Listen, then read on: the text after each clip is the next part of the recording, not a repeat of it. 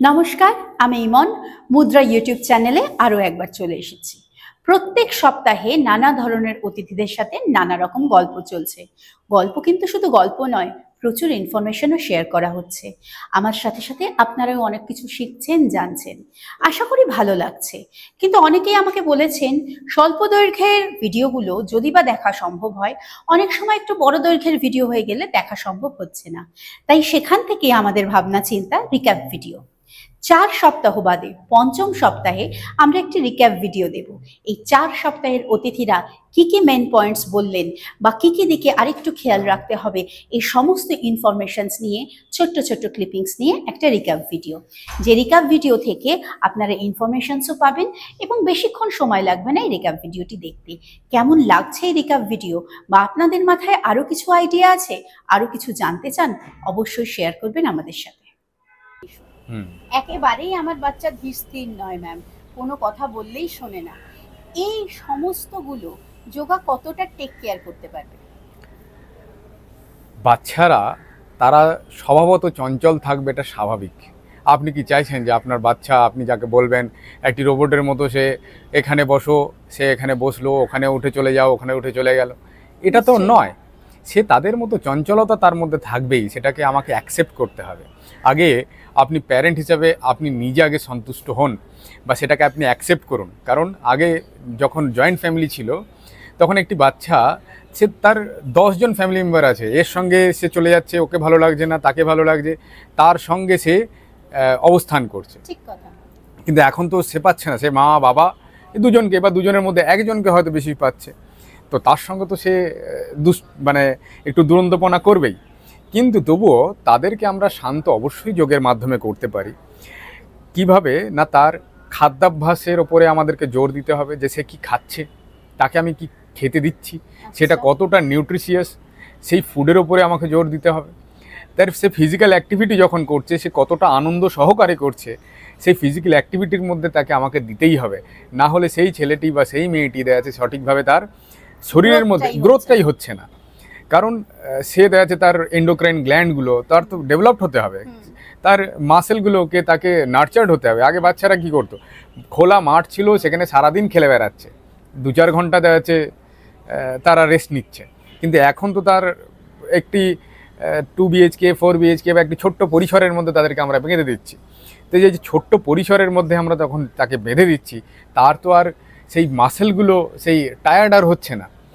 যোগ অভ্যাস তাকে ছোট্ট জায়গার মধ্যে সেই শরীরের মানসিক এবং শারীরিক ডেভেলপমেন্টের জন্য তার যা যা প্রয়োজন সমস্তটা ওই 1 ঘন্টার যোগ অভ্যাসের মধ্যেই হতে পারে। রিলস দেখে নাচ শেখা বা ইউটিউব দেখে হাত পা চালানো শেখা, তো ডান্সাররা কতটা রিলস ফলো করবে বা ট্রেন্ডিং এর সাথে থাকতে পারলেই কি নাচটাকে আগামী দিনে এগিয়ে নিয়ে যেতে পারবো? আমি যখন ইন্টারভিউটা শুরু করেছিলাম তখন আমি বলেছিলাম শাস্ত্রীয় মানে যা যুগ যুগান্তর শাশ্বত, এ যুগ সে যুগ, আগের যুগ পরের যুগ না। সুতরাং যা কিছু প্রবাহের মতন শাশ্বত ট্রু হয়ে জীবিত থাকতে হবে, তা ওই ছোট্ট একটা রিলের মধ্যে দিয়ে শিখে সেটা কিভাবে হবে আমি ঠিক মানে আমি বলবো না যে হয় না, কারণ আমি যে সাবজেক্ট আমি জানি না, আমি বলবো এটা আমি জানি না যে আমাদের বোধগম্যে এটা হতে পারে না। মানে আমি একটা কারোর একটা ছোট্ট রিল দেখে, হ্যাঁ এখন যে একটা জায়গায় পৌঁছে গেছে, সে একটা মানুষের একটা ছোট্ট রিল দেখে অনেক কনসেপ্ট পেয়ে যাবে, তার জন্য জায়গায় পৌঁছতে হবে। একজন সিনিয়র লেভেলের মানুষ আর একটা লোকের রিল দেখে অনেক ভালো ভালো কনসেপ্ট, অনেক কিছু চিন্তা ভাবনা পাওয়া যায়। আমি একবার নাচে এই স্যালিউটটা করেছিলাম বন্দে মাতরমে। এখন আমি দেখছি আমি সেটা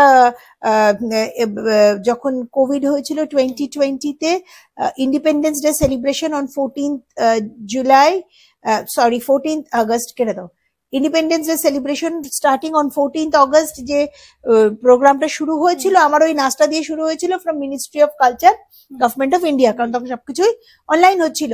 তাতে আমি ওইটা করেছিলাম। এখন দেখি সবাই করে, একদম হ্যাঁ, সোশ্যাল মিডিয়া করেছিলাম, এখন দেখি সবাই করে। ইটস আ গুড ট্রেন্ড, আমার জন্য নয়, আমিও হয়তো কারোর দেখে মানে হুম, উদ্ধত হয়ে মানে কি বলবো এনথুসিয়াস্টিক হয়ে কিছু জেনে আই টেক সামথিং, implement করলাম। ইমপ্লিমেন্ট করলাম, সেটা একটা লেভেলে যাওয়ার পর। একদম। কিন্তু রিলস দেখে নাচ গান শেখা যায় এটা আমি ঠিক জানি না বাবা। ইউটিউব দেখে, যখন আগে ইউটিউব ছিল না, এরা সবাই মজা করতো, "এই কি কার কাছে গান শিখেছিস রে, ওস্তাদ ক্যাসেট খাঁ"। তো ব্যাপারটা একদম। কার কাছে নাচ শিখেছিস রে, গুরু ইউটিউব ঘরানা। তো এরকম এটা আমি বলবো না হয় না, আমি বলবো আমি জানি না, আমি পারবো না, আমার স্টুডেন্টদের আমি করতে দেবো না। দিদি, তুমি তোমার ব্যাকগ্রাউন্ডটা বলো, তুমি ঠিক কতটা ইনভেস্ট করে শুরু করেছো, বা তোমার কি মনে হয় যে মধ্যবিত্ত একটা মেয়ের পক্ষে বা একটা ছেলের পক্ষে প্রচুর ইনভেস্ট না করেও কি কিছু শুরু করা সম্ভব? হ্যাঁ, এই ব্যাপারটা আমি একটা কথাই বলবো যে আম, তুমি কি ধরনের প্রজেক্ট করছো তার উপরে ডিপেন্ড করে যে তোমার ফান্ড কতখানি দরকার। আমার ব্যক্তিগতভাবে আমি যেটা শুরু করেছি স্টার্ট আপ সোজা, সেটাও তো একটা স্টার্ট আপ। একদম। সেটাতে খালি ওয়েবসাইট ডিজাইন করার যে পয়সাটুকু লেগেছে, তার বাইরে আমার কোনো ইনভেস্টমেন্ট ছিল না। তো প্রপারলি স্ট্র্যাটেজাইজ করে যদি কাজ করা যায়, ইনফ্যাক্ট আমার ব্র্যান্ডটা ডেভেলপ করতেও আমি একটা পয়সাও খরচা করিনি। আচ্ছা। স্ট্র্যাটেজি যদি সেভাবে করা যায়, অর্গানিক্যালিও গ্রো করতে পারে। কিন্তু আমি এটাও বলবো না যে সব প্রজেক্টেই ফান্ড ছাড়া হবে। এটা নিশ্চয়ই। এন্টায়ারলি ডিপেন্ড করে কে কি ধরনের প্রজেক্ট করছে। কিন্তু সেখানেও অ্যাজ এ মেন্টর, আমি স্টার্ট আপদের মেন্টরিং করি, হুম, সেইখান থেকে একটা কথা আমি বারবার আমার মেন্টরদের বলি, মেন্টিদের বলি যে স্টার্ট স্মল। প্রথমেই তোমার কাছে অ্যাভেলেবল ফান্ড থাকা মানেই তুমি যে এক গাদা টাকা ঢেলে পুরোটা ইউজ করবে, করবো না। কখনোই নয়। সেটাতে রিস্ক ফ্যাক্টরটা অনেক বেড়ে যায়। সেই জন্য শুরুটা সবসময় স্মল করে করতে হয় এবং বেবি স্টেপ নিয়ে এগোনো উচিত আস্তে আস্তে। সেই জন্য অনেকটা ফান্ড মানে আমার কাছে অ্যাভেলেবল থাকলেও দুম করে ঢেলে ফেলা উচিত নয়, স্টেপ বাই স্টেপ যাওয়া উচিত। সেই জন্য শুরুটা সিড লেভেলে যখন থাকে তখন খুব অল্প করে ছোট করে শুরু করতে হয়, আস্তে আস্তে এটাকে বাড়ানো উচিত। মেকআপ, মানে আই মেকআপ স্পেশালি আমি বলবো, আই মেকআপ করার সময় কি কি সচেতনতা দরকার, এবং সেটা রিমুভ করাটা ঠিকভাবে ঠিক পয়েন্টে কতটা ইম্পর্টেন্ট? আমি এই পেশায় না থাকলে মহিলাদের সাজেশন দিতাম মেকআপ করারই দরকার নেই, অন্তত আই মেকআপ। কিন্তু সেটা যদি দিই আমি না খেয়ে মরে যাব, কোনো মহিলা আর আমাকে চোখ দেখাবেন না। কিন্তু হ্যাঁ, আপনি যেটা বললেন সেটাই ইম্পর্টেন্ট পয়েন্ট, যে আই মেকআপ করতে মহিলারা যতটা সচেতন ভাবে করেন, যতটা সময় ব্যয় করেন, আমার মনে হয় যে তোলার ক্ষেত্রে অতটা সিরিয়াসনেস থাকে না আর কি। তো বা একটা সেইটা মানে জাস্ট একটু রিমুভ করে দিলাম, হয়ে গেল, সেরকম আর কি। সেটা খুব ইম্পর্টেন্ট। এবার ধরুন অনেকে আইলাইনার বা কাজল পরেন, ওই যে টিয়ার সিক্রিশনের জন্য যে জায়গাটার কথা বললাম, যে ওই দুটো পোর্শন নাকের দিকে আপার আইলিড এবং লোয়ার আইলিডে আইল্যাশ যেখান থেকে শুরু হচ্ছে, তার আগের যে দুটো হোল, ওই দুটো হোলকে আইডিয়ালি ছেড়ে মেকআপ করতে পারলে তার মতো ভালো জিনিস নেই। কারণ ধরুন আই লাইনারটা আপনি ওটার উপর দিয়েই করছেন, তার মানে কলের মুখে রোজ যদি একটু একটু নোংরা জমে এবং সেটা জমতে থাকে, নর্মালি জলের ফ্লোটাও কিন্তু একটা সার্টেন টাইমের পরে কমে যাবে।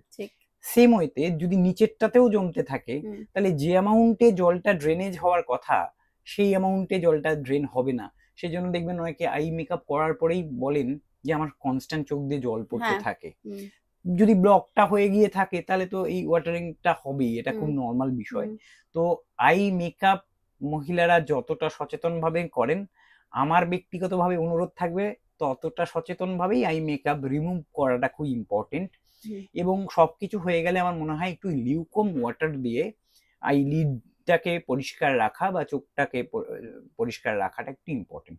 সেটা একদম লিউকম ওয়াটারই হতে হবে, নাতিশীতোষ্ণ গরম জল আমরা যেটা বাংলায় বলি সেই রকম টেম্পারেচারের জল নিয়ে চোখটাকে সব মেকআপ রিমুভ করার পরে ভালো করে ধুয়ে নেওয়াটা ইম্পর্টেন্ট। আজকের রিক্যাপ ভিডিও এই পর্যন্তই। আশা করি ভালো লাগলো। আপনাদের আর কি কি জানার ইচ্ছা রয়েছে, বা আর কি কি সম্বন্ধে জানতে পারলে আপনাদেরও সুবিধা হয়, বা কোন টপিকে আপনারা আরো শুনতে চাইছেন, এই সমস্ত কিছু আমাদের সাথে শেয়ার করবেন কমেন্ট বক্সে। মুদ্রাকে যদি কন্ট্যাক্ট করতে চান তাহলে মুদ্রা ইউটিউব চ্যানেলে বা আমাদের দেওয়া নাম্বারে আপনারা অবশ্যই কন্ট্যাক্ট করতে পারেন মুদ্রা পেজে। আর যদি ভালো লেগে থাকে তাহলে চ্যানেলটিকে সাবস্ক্রাইব করতে অবশ্যই ভুলবেন না।